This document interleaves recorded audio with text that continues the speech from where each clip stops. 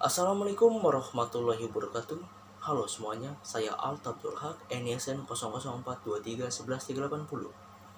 Kembali lagi bersama saya dalam Berita Harian 4. Jakarta harus mewaspadai penyebaran COVID-19 varian baru Omicron yang terus melonjak.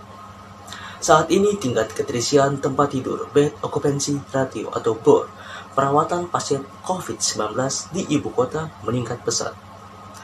Berdasarkan keterangan Wakil Gubernur DKI Jakarta Ahmad Riza Patria di Jakarta kemarin, BOR naik 2% jika dibanding dengan data pada Jumat 28 Januari, naik dari 54% menjadi 56%. BOR Intensive Care Unit atau ICU pasien COVID-19 ikut meningkat. Saat ini sudah mencapai 19%, tersedia 651 tempat tidur di ICU, sudah terisi sebanyak 152 tempat tidur.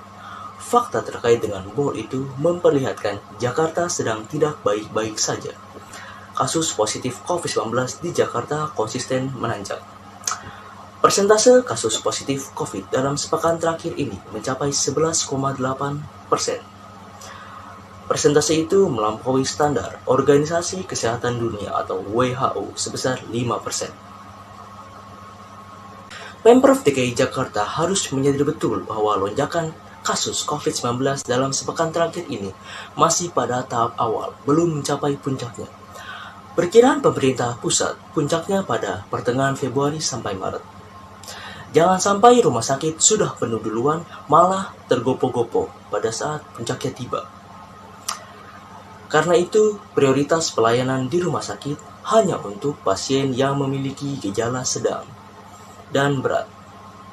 Benar bahwa Omicron tidak memiliki gejala fatal, tetapi nyatanya sudah ada korban jiwa. Terus terang, Pemprov DKI Jakarta tidak bisa bekerja sendirian. Harus menjalin kolaborasi dengan Pemprov Jawa Barat dan Banten. Mobilitas warga dari dan menuju 3 provinsi ini sangat tinggi, sehingga eloknya 3 provinsi ini membuat aturan bersama untuk membendung penyebaran COVID-19. Koordinasi kebijakan itu yang hingga kini belum nampak terlihat.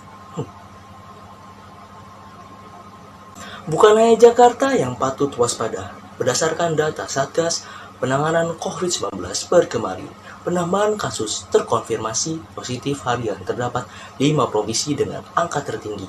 Jakarta di urutan pertama sebanyak 6.613 kasus, diikuti Jawa Barat dengan penambahan 2.584 kasus. Banten menambahkan 1.740 kasus, Jawa Timur menambahkan 359 kasus, dan Bali menambahkan 359 kasus. Penambahan kasus secara nasional pada kemarin sebanyak 12.422 kasus, terdiri dari 12.101 kasus transmisi lokal dan 321 kasus pelaku perjalanan luar negeri. Dengan demikian, saat ini Indonesia tengah menghadapi lonjakan kasus harian COVID-19, utamanya varian Omicron. Patut diapresiasi karena Presiden Joko Widodo pada Jumat 28 Januari menegaskan bahwa pemerintah sudah melakukan persiapan untuk menghadapi varian Omicron.